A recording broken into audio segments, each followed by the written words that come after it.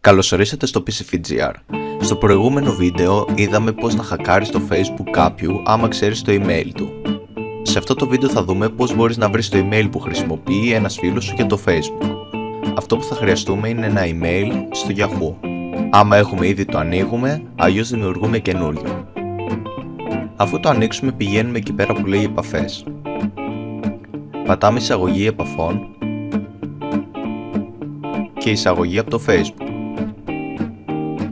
Άμα μας βγάλει αυτό εδώ πέρα, πατάμε επιλογές, να επιτρέπονται τα αναδυόμενα και ξαναπατάμε εισαγωγή από το Facebook.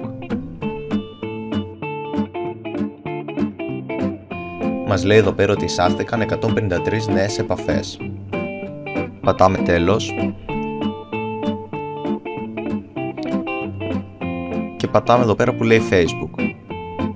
Εδώ υπάρχει μια λίστα με το όνομα των φίλων μας και από κάτω το email του καθενός.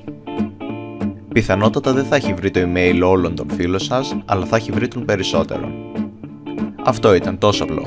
Ήταν το PCFGR και σας έδειξε πώς να βρείτε το email που χρησιμοποιεί για το Facebook ένας φίλος σας. Κάντε like άμα σας άρεσε και πατήστε subscribe για να ενημερώνεστε για τα επόμενα βίντεό μας. Γεια σας!